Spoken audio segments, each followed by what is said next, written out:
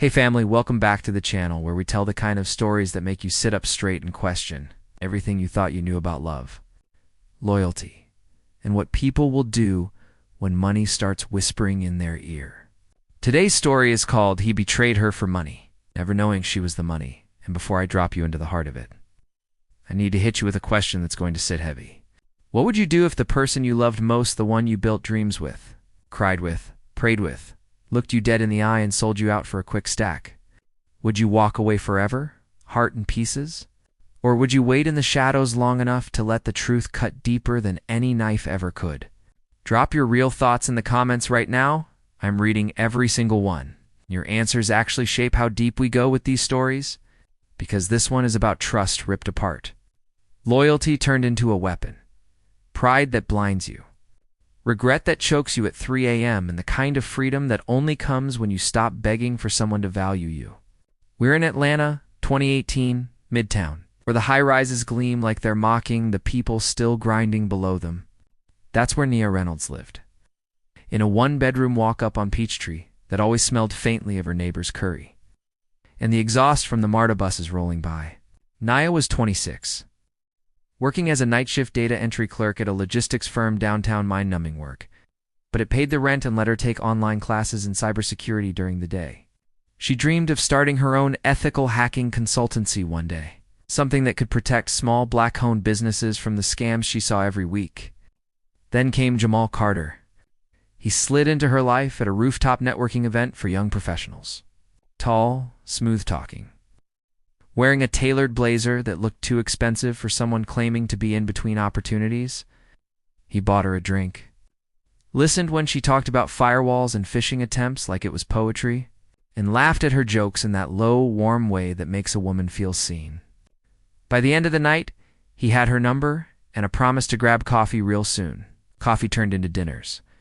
Dinners turned into weekends at his place in Buckhead and East View. Nicer furniture. All on a consulting salary he never quite explained. Jamal had stories, grew up in the Bluff, lost his mom to cancer, hustled his way into real estate side deals, always one big flip away from making it. He talked about building something together, maybe a tech startup, maybe just a life where neither of them had to check balances before buying groceries. One rainy Thursday, he pulled her close on his balcony, city lights smearing below them, said, "Nia, you're the best thing that ever happened to me. I'm going to make sure you never worry about money again."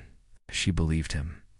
She let herself fall hard, because when a man looks at you like you're the answer to every prayer you stopped saying out loud, it's easy to ignore the small red flags, the burner phone that rang at odd hours, the way he'd changed the subject when she asked about his investors, the sudden cash drops that paid for trips and gifts she never asked for. But love makes you see what you want to see, until the day it shows you exactly what's been there all along. Nia still remembers the exact night everything felt unbreakable. It was early 2019, February. It's one of those rare Atlanta evenings where the air wasn't thick with humidity. Jamal had surprised her after her shift showed up outside the logistics building in a rented black SUV with tinted windows, the kind that screamed, "I'm making moves." He opened the door like a gentleman from an old movie, handed her a single red rose, and said, "Get in, baby. Tonight we celebrate you." They drove to Ponce City Market, parked, and walked hand in hand through the food hall lights. He'd booked a private rooftop table at one of the trendier spot string lights overhead, skyline glowing like it was showing off. Over steak and wine, he pulled out a small velvet pouch. Inside, a delicate gold necklace with a tiny diamond pendant shaped like a key. "This," he said, fastening it around her neck, fingers brushing her skin, "is for the woman who's unlocking doors I didn't even know were closed. You're my future, Nia. We're building an empire together." She touched the pendant, tears pricking her eyes. No one had ever spoken to her like that, like she wasn't just surviving but thriving, deserving. She'd spent years raising her younger brother after their mom passed from sickle cell complications, working 2 jobs through community college, always the responsible one. Jamal made her feel chosen. They moved in together 3 months later. His Buckhead condo became theirs. High ceilings, floored-ceiling windows, a balcony where they'd drink coffee at sunrise and talk about the cybersecurity firm they'd launch. Neotech Solutions, she'd joke. He'd laugh and say, "Nah, Carter and Reynolds sounds like power couple money." He started introducing her to his circle. Marcus, the real estate guy with the flashy Rolex. Tasha, his business manager who always seemed to be on the phone. And a quiet investor named Mr. Langston, who owned half the strip malls in East Point. They'd have dinners where Jamal would brag about her. My girl's about to crack ethical hacking wide open. Watch, and she'd blush. Proud and a little overwhelmed. But the red flags kept waving, small at first.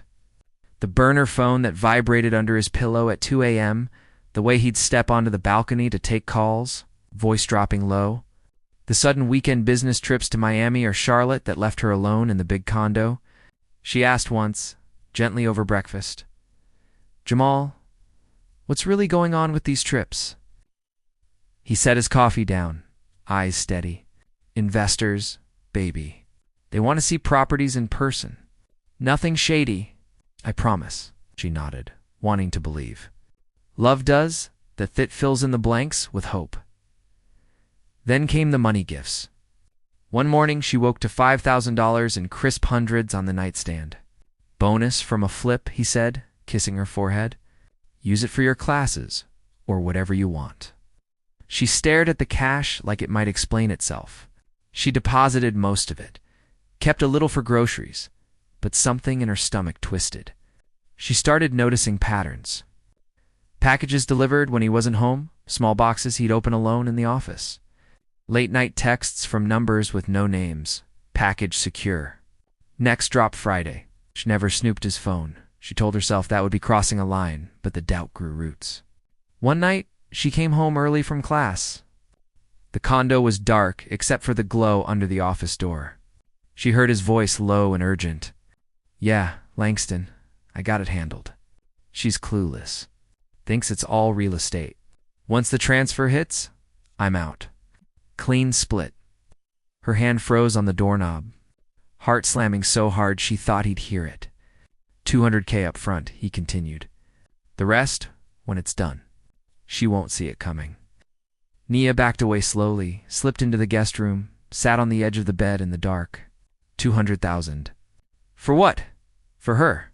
She didn't cry. Not then.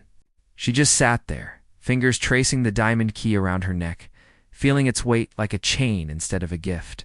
The next morning, she smiled at him over coffee like nothing had happened. "Big day today?" she asked sweetly. He kissed her cheek. "Always, baby. Always." But inside, the woman who once trusted, without question, started planning. Quietly, carefully, because if Jamal thought she was just another mark, he was about to learn how wrong he was. The overheard conversation on that rainy Thursday night changed everything, but Nia didn't let it show. Not yet. She played her part perfectly smiling over breakfast, kissing Jamal goodbye at the door, asking about his day like the devoted girlfriend she used to be. Inside, though, every beat of her heart felt like a countdown. She started small, quiet moves. First, she logged into their joint bank account from her work laptop. During lunch, the one he never knew she had access to. The deposits were there. Irregular wires labeled consulting fee or property advance. Amounts that jumped from a few thousand to 20, 30, then 40 grand in a single transfer 2 weeks earlier. No explanations, no receipts. It's just money appearing like magic hand vanishing just as fast into accounts she couldn't trace. Next, she dug into the investor, Mr. Langston. A quick search on her phone during a break turned up nothing flashy, no LinkedIn. No company website. Just a few old property records tied to shell companies in Delaware and a single address in East Point that looked more like a P.O. box than an office. She screenshot everything, saved it in an encrypted folder labeled recipes on her phone. Safe. Hidden Jamal kept acting normal to normal. He'd come home with takeout from her favorite Ethiopian spot on Edgewood, rub her shoulders while she studied, whisper how proud he was of her progress in cybersecurity classes. "You're gonna be unstoppable, baby," he'd say, eyes soft. She'd smile back, let him kiss her neck, and feel nothing but cold calculation underneath the ache. The turning point came on a humid Saturday in June. Jamal said he had a quick meeting downtown, would be back by dinner. Nia waited 10 minutes after his car pulled out, then followed in her old Honda Civic she'd kept parked 2 blocks away, another secret he didn't know about. She tailed him carefully through midtown traffic, heart in her throat, until he parked outside a sleek glass building on Peachtree Center Avenue. She watched from across the street as he met a man in a gray suit outside the lobby. Brief handshake. Envelope exchanged. Quick conversation. Then Jamal went inside. She didn't follow. Instead, she drove straight home, hands shaking on the wheel. In the condo, she went straight to his office, the room he always kept locked when he wasn't there. She'd watched him punch in the code enough times. 0923, his mom's birthday. The lock clicked open. Inside, a safe bolted to the floor behind a filing cabinet. She tried the same code. It opened. Cash stacks of it, documents, a burner phone, a thick folder labeled NR Project. She opened it with trembling fingers. The top page was a contract, dated 3 months earlier. Parties, Jamal Carter and Langston Holdings, LLC. Purpose, acquisition and transfer of proprietary cybersecurity assets belonging to Nia Reynolds, including source code, client lists, and intellectual property developed during independent study. Her breath stopped. Below that, payment schedule. $200,000 up front. $150,000 upon successful extraction and handover. Final $150,000 after client integration. There were screenshots, her laptop screen, her code repositories, notes from her classes. Timestamps showed they'd been taken while she slept, while she showered, while she trusted him enough to leave her computer unlocked in the living room. At the bottom, a handwritten note in Jamal's scrawl. She's close to finishing the prototype. Once it's done, we move. She won't suspect until it's too late. Love her, but business is business. Nia sat on the floor, papers scattered around her, and felt something break inside. Not loud, not dramatic, just a quiet snap. The woman who'd loved him blindly was gone. What replaced her was colder, sharper, clearer. She photographed every page, every signature, every dollar amount. Then she put everything back exactly as she found it, closed the safe, reset the lock, shut the door. When Jamal came home that evening with flowers and a smile, she greeted him at the door like always. "Missed you," she said, voice soft. "Missed you more," he answered, pulling her close. She let him hold her, let him think he still had her wrapped around his finger. But in her mind, she was already 3 steps ahead. 'Cause the prototype he was planning to sell, the one he thought was just some code she was messing with. It wasn't just a school project. It was a revolutionary encryption tool she'd been quietly developing for 2 years. Something that could secure financial transactions for small banks and credit unions. Something she'd already filed a provisional patent for under her name only. Something worth far more than the $500,000 he was chasing. Thought he was betraying her for money. Had no idea she was the money. And when the time came, she was going to make sure he felt every single zero he'd never see. Nia didn't cry that night. She couldn't afford to. Tears would blur the edges, soften the resolve hardening inside her like concrete setting. Instead, she lay awake beside Jamal, counting his slow breaths while her mind ran through every detail she'd uncovered. The contract, the safe, the note that called her love business. Each word felt like a fresh cut, but she let the pain sharpen her instead of breaking her. Morning came gray and heavy. Jamal left early for another meeting, kissing her forehead like always. The moment the door clicked shut, Nia moved. She retrieved the hidden USB from the tampon box, her prototype's full source code untouched. She logged into her secure developer portal, the one she'd set up years ago, long before Jamal transferred everything to an encrypted cloud. Drive only she controlled, then wiped her laptop's local copies clean. Next, she logged into the USPTO site and upgraded her provisional patent to a full non-provisional application. The fee hit her personal savings money, she'd quietly saved from overtime shifts he never knew about. Done. Her work was now legally ironclad. Hers alone.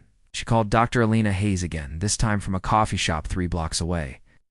Alina listened to the full story in silence, then spoke with the calm authority of someone who'd seen corporate theft before.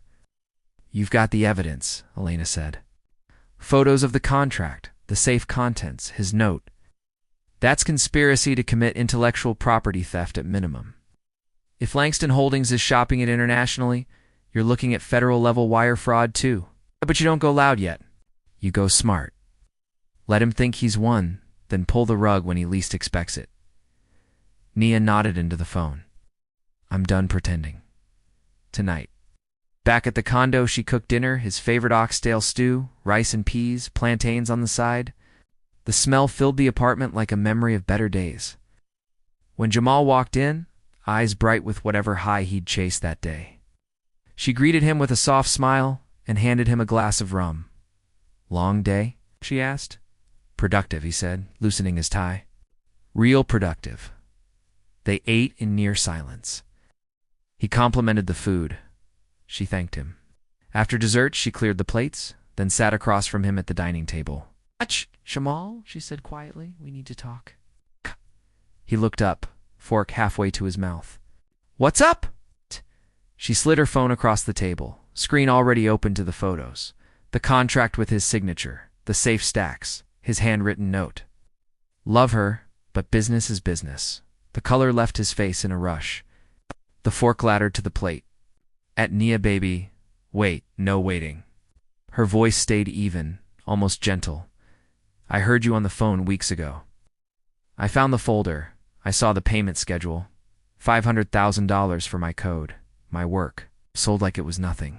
He pushed back from the table, chair scraping loud. It wasn't like that. I was going to tell you after the money cleared. We could have used it start at the firm you always wanted. Bigger, better, with stolen property. She stood slowly. You didn't ask. You didn't trust me enough to wait. You took what I built while I slept, while I trusted you, and you tried to sell it behind my back. Jamal's eyes darted, searching for an out. I was scared, Nia. We were always one paycheck from broke, I thought. One move, and we'd be set. I did it for us. You did it for you. Tears finally slipped down her cheeks, but her voice didn't waver. You chose quick cash over loyalty. Over me, that's not love. It's greed wearing love's face. Reached for her hand. She pulled away. I'm leaving, she said. Tonight. The condo's yours. Keep it, sell it, whatever.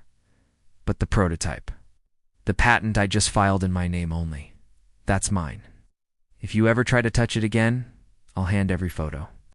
Every recording, every detail to the FBI, the USPTO, and every tech news outlet that'll listen. Your name will be poison. Jamal sank back into the chair, head in his hands. The first time she saw real fear in his eyes, not for her, but for himself. I still love you, he whispered. Nia looked at him, really looked. The man. She'd once believed in was gone, replaced by someone smaller, hollower. Maybe you did once, she said softly. But love doesn't steal, it builds. She walked to the bedroom, grabbed the duffel she'd packed earlier, clothes, laptop, USB, important papers. When she came back out, he hadn't moved. At the door she paused, hand on the knob. You wanted money more than you wanted us, she told him. You got your wish. The real money, the kind that can't be sold, transferred, or stolen, was standing right in front of you the whole time, and you threw it away. She opened the door. Cool hallway air rushed in. Goodbye, Jamal. The door closed behind her with a soft, final click. In the elevator, she leaned against the wall. Eyes closed and let one long breath escape. For the first time in months, maybe years, she felt light, free, and ready to claim what had always been hers. Nia stepped out of the condo building into the humid Atlanta night. Duffel slung over her shoulder, the city lights blurring through unshed tears. She didn't look back. The elevator doors closing behind her had been the sound of one chapter ending loud, final, clean. She hailed a lift to her old apartment in Midtown. It's the one she'd kept as a backup after moving in with Jamal. Rent paid in cash every month, utilities in her maiden name. A safety net he never knew existed. Inside, the small space felt like coming home to her self-book stacked on the coffee table. Laptop charging on the desk, the faint scent of lavender from the candle she always burned when she needed calm. She dropped the bag, locked the door, and for the first time in months, let herself feel the full weight of what had happened. She slid to the floor, back against the couch, and cried deep. Wrenching sobs that shook her shoulders and left her throat raw. Not just for the betrayal, but for the woman she'd been, trusting, hopeful, blind. She mourned that version of herself, then let her go. By morning, the tears had dried. She showered, dressed in jeans and a plain t-shirt, and sat at her desk with coffee and determination.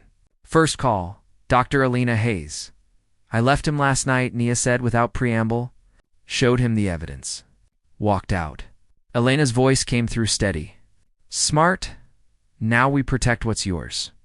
I've got a contact at the FBI's Cyber Division white-collar crimes. They take IP theft seriously, especially when it crosses into wire fraud or international sales. Send me the photos again? I'll forward them with a summary. I did. Then she opened her email and drafted a formal cease and desist letter to Langston Holdings LLCCD to the USPTO. Her patent attorney a referral from Alina, and a tech journalist she'd met at a conference last year. The letter was short, precise. Jamal Carter had attempted to sell proprietary code belonging to Nia Reynolds without authorization. Patent pending. Any further action would result in civil and criminal proceedings. She hit send. Then she blocked Jamal's number, blocked his email, deleted every shared photo, every text thread.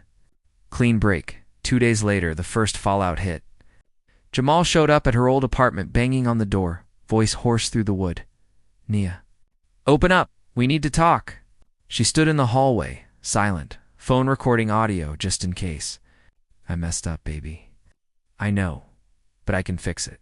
The deal fell through. They backed out when the patent came up. I lost the money. Everything. I need you, please. She didn't answer. After 10 minutes, the banging stopped.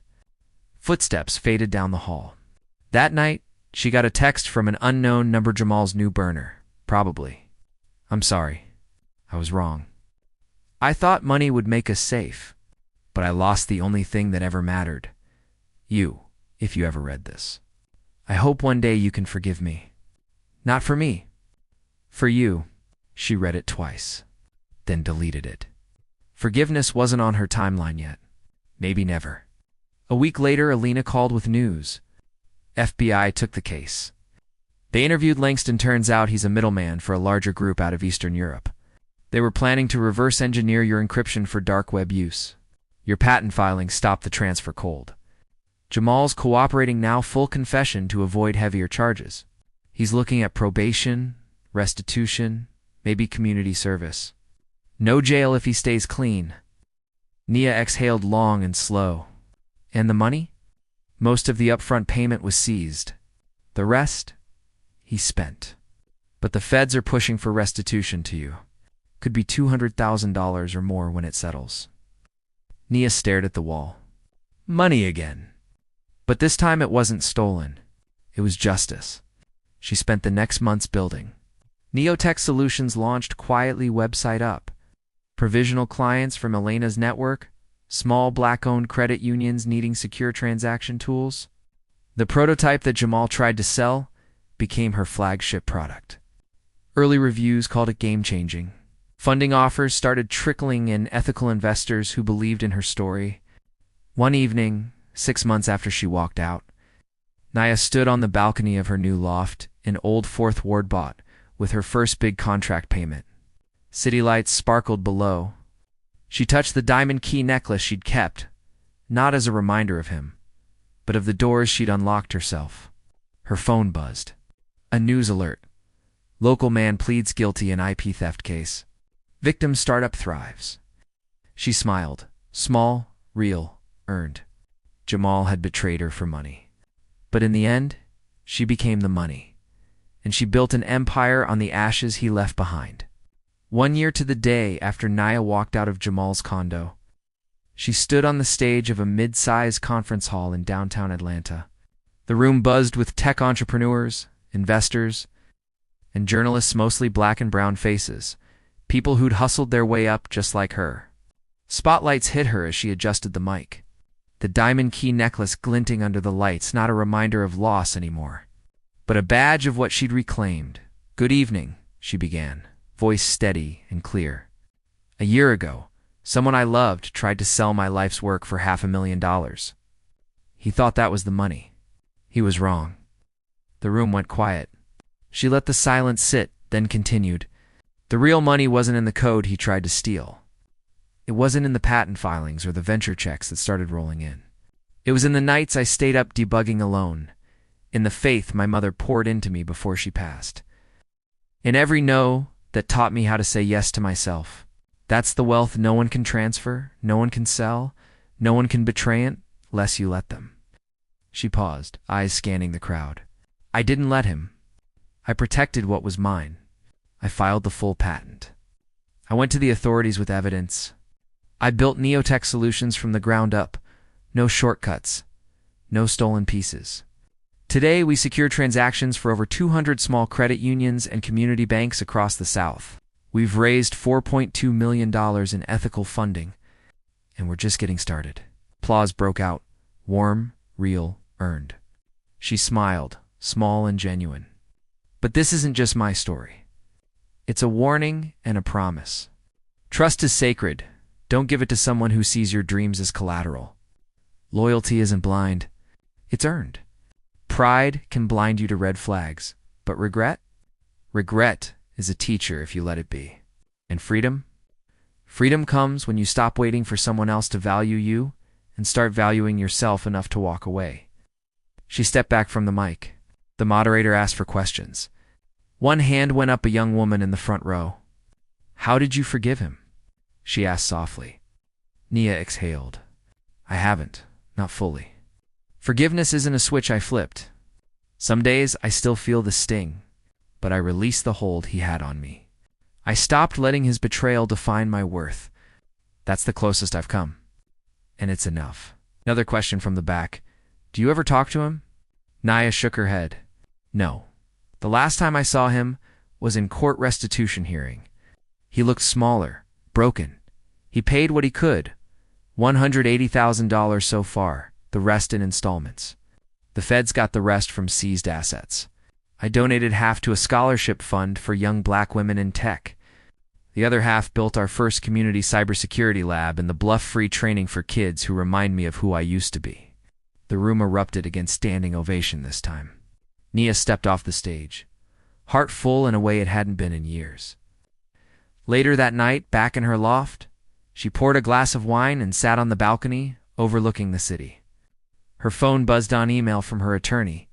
Final restitution payment cleared. Total to you, $312,000. Case closed. She stared at the number. Once upon a time, that kind of money would have felt like winning. Now it felt like closure. She opened a new email draft to Jamal's last known address, the one his lawyer had provided for restitution notices. Subject: final payment received, Jamal. The last check came today. I'm closing this chapter. I don't hate you anymore. Hate takes energy I'd rather use building. But I don't miss you either. What we had was real to me until it wasn't. You chose money over truth, over us. I chose me over everything. I hope you find peace. I hope you learn what loyalty really costs. And I hope one day you understand that the woman you tried to sell was always worth more than any deal you chased. Take care, Nia. She hit send, then deleted his contact. Blocked the email. Clean. She leaned back, looked at the Atlanta skyline, same lights that once felt distant and mocking. Now they felt like they belonged to her. Jamal had betrayed her for money. He never knew she was the money. But more importantly, she finally knew it too. And in knowing, she became untouchable.